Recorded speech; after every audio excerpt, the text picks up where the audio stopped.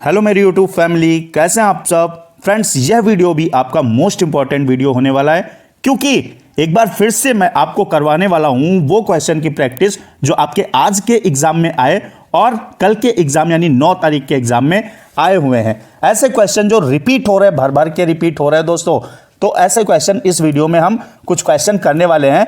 तैयार कर लीजिएगा, जिन भाई बहनों का एग्जाम नहीं हुआ है देख लेंगे अच्छे से, और इसी वीडियो से आपके 5 से 6 नंबर दोस्तों पक्के होने वाले हैं। तो दोस्तों वीडियो में आगे बढ़ेंगे और पूरी ऊर्जा के साथ एक एक क्वेश्चन को सॉल्व करेंगे, अच्छे से ध्यान देंगे। क्वेश्चन पहला आपकी स्क्रीन पर है। कल की शिफ्ट में पूछा गया कि कोहलबर्ग ने प्रस्तुत किए हैं। अब बताइएगा कोहलबर्ग का संबंध दोस्तों किससे है? संज्ञानात्मक विकास, शारीरिक विकास, संवेगात्मक विकास या नैतिक विकास। तो कोहलबर्ग का दोस्तों संबंध लॉरेंस कोहलबर्ग का जो है, इन्होंने दोस्तों मोरल डेवलपमेंट थ्योरी दी है, याद रखिएगा, यानी नैतिक विकास का चरण इन्होंने बताए हैं।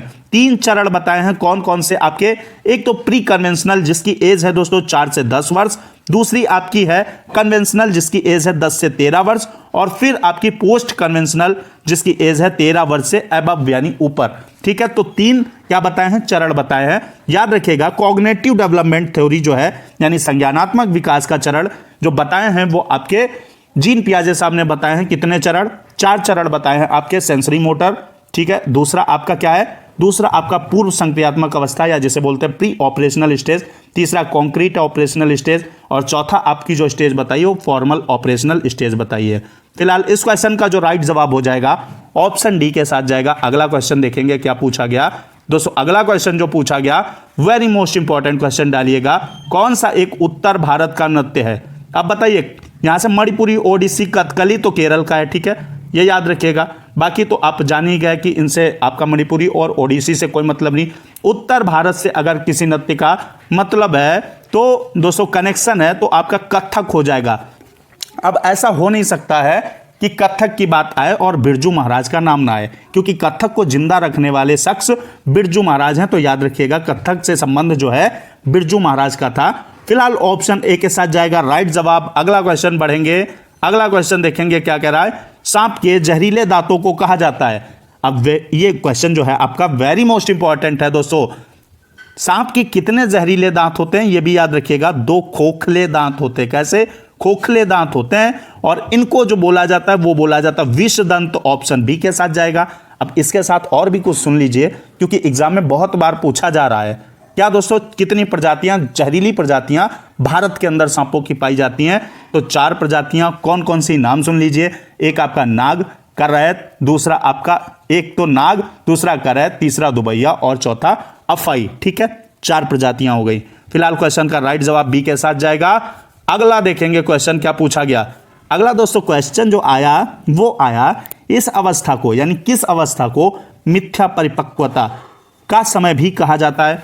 तो मिथ्या, जब बच्चे झूठ बोलना शुरू कर देते हैं, ठीक है, तो ये अवस्था जो है दोस्तों मिथ्या परिपक्वता अवस्था, बाल्य अवस्था, इसके लिए राइट जवाब हो जाएगा दोस्तों। ठीक है, अब अगर बात करें किशोरा अवस्था, किशोरा अवस्था आंधी तूफान की अवस्था, ठीक है, तनाव की अवस्था, जितने भी बाउंडर होते हैं वो सब इसी अवस्था में होते हैं, किशोरा अवस्था में।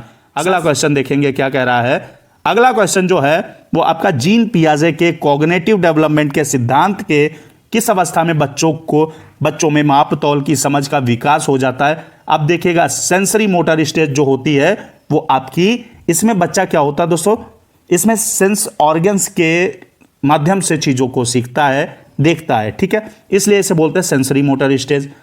दूसरा बी कह रहा पूर्व संक्रियात्मक अवस्था यानी प्री ऑपरेशनल स्टेज। अब इसमें बच्चा जो है, ध्यान दीजिएगा यहां पे मैं क्या बोलने वाला हूं, इसमें बच्चा जीववाद के कॉन्सेप्ट को नहीं समझ पाता। यानी बच्चे को अगर गेट से चोट लगी और मम्मी आई, बेटा क्या हुआ? बच्चे ने कहा गेट ने मारा, और मम्मी ने गेट को मारा, बच्चा शांत हो गया। तो बच्चा ये नहीं अंतर कर पा रहा है कि गेट सजीव है या निर्जीव है। ठीक है, ये चीज हो गई। और माप तौल की समझ विकसित नहीं हो पाती किसमें? प्री ऑपरेशनल स्टेज में। और एक और बहुत आपका पूछा जाता है अपलटावी। ये क्या होता है? जैसे बच्चे से आपने कहा बेटा 2 + 4 कितना होता है? तो बच्चे ने कहा 6 होता है, ठीक है, 6 होता है, लेकिन अब आपने पलट दिया, बोले 4 + 2 कितना होता? तो अब बच्चा कंफ्यूज हो गया। तो ये किस में होता है दोस्तों? ये पूर्व संक्रियात्मक अवस्था में होता है। तो क्वेश्चन जो कह रहा है वो कह रहा है माप तौल की समझ का विकास किस में हो जाता है? तो तो माप तौल की समझ का विकास मूर्त संक्रियात्मक अवस्था में हो जाएगा दोस्तों। किसमें? मूर्त संक्रियात्मक अवस्था में हो जाएगा, ये याद रखिएगा।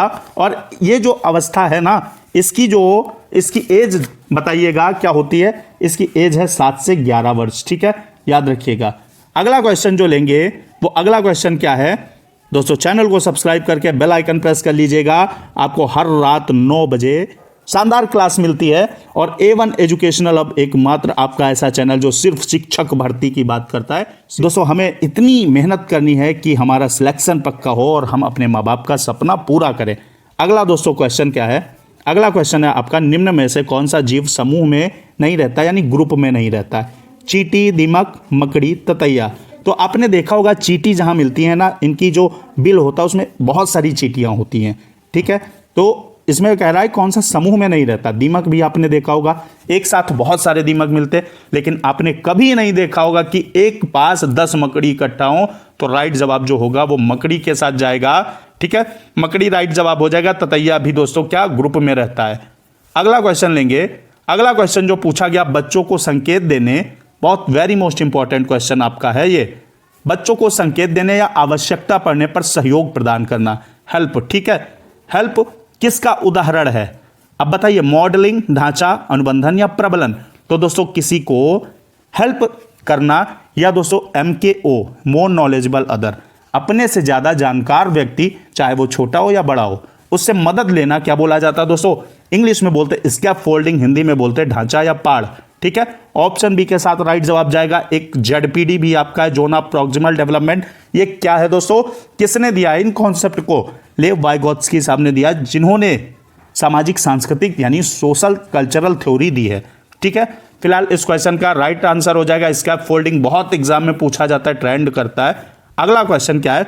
वैन हिले का स्तर निम्न में से किसके विकास के चरणों को दर्शाता है? वैन हिले का संबंध दोस्तों किससे है? भिन्न, त्रिकोणमिति, संख्या संकल्पना या ज्यामिति विचार। तो दोस्तों वैन हिले का संबंध है आपका ज्यामिति विचार, या इन्होंने ज्यामिति विचार का सिद्धांत दिया है, ठीक है। तो वैन हिले के लिए ज्यामिति विचार याद रखिएगा, ऑप्शन डी करेक्ट हो जाएगा। अगला क्वेश्चन दोस्तों वेरी मोस्ट इंपॉर्टेंट क्वेश्चन आपके सामने आ गया। ZPD का प्रत्यय किसने दिया है? Zone of proximal development. इसके कई सारे और नाम हिंदी में है, इंग्लिश में याद रखिएगा। हिंदी में इसे निकट विकास का क्षेत्र, समीपस्थ विकास का क्षेत्र इत्यादि नामों से जाना जाता है।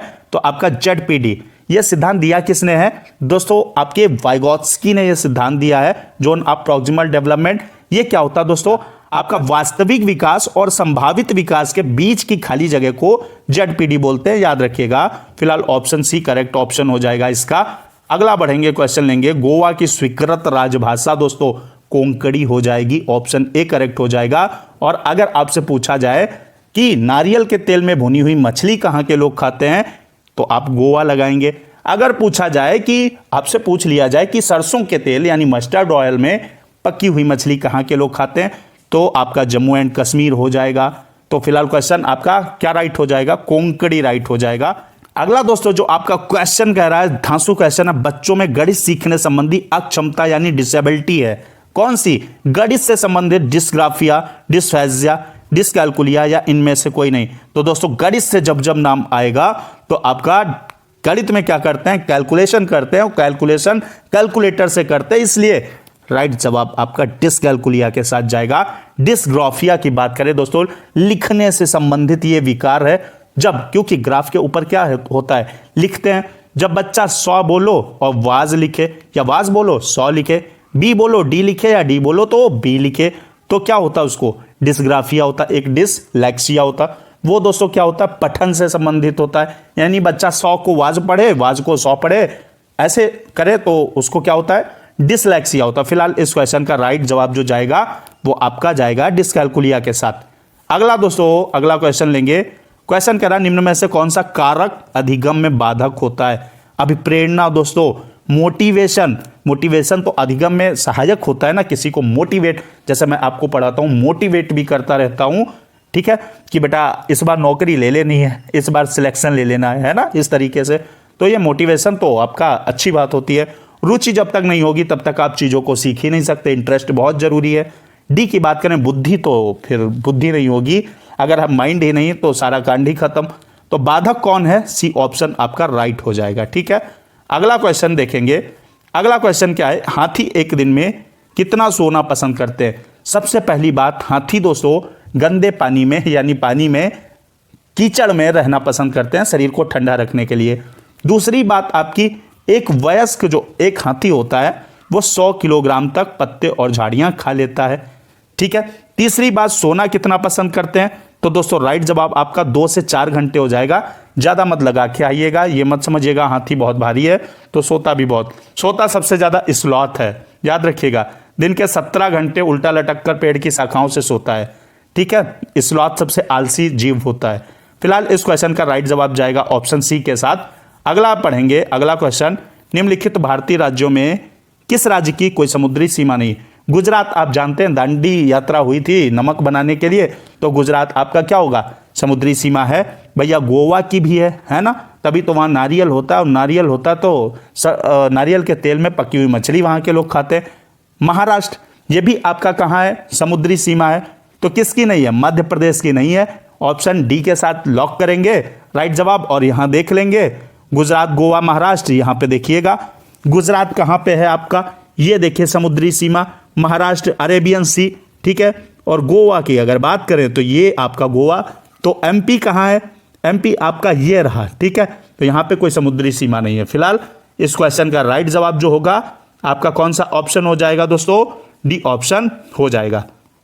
अगला बढ़ेंगे दोस्तों। अगला क्वेश्चन, छिपकली में श्वसन अंग क्या है? छिपकली में श्वसन अंग दोस्तों क्या हो जाएगा? फेफड़े हो जाएगा। ऑप्शन ए के साथ राइट जवाब जाएगा। त्वचा दोस्तों, त्वचा से सांस लेने वाला कौन होता है? केचुआ होता है। गिल से दोस्तों मछली होती है, याद रखिएगा। तो आज के इस वीडियो में मोस्ट इंपॉर्टेंट क्वेश्चन करवाए हैं जो दोस्तों आज और कल के एग्जाम में पूछे गए थे। मिलते हैं दोस्तों एक बार फिर से कल 9 बजे रात में आप सबसे। तब तक जय हिंद, वंदे मातरम।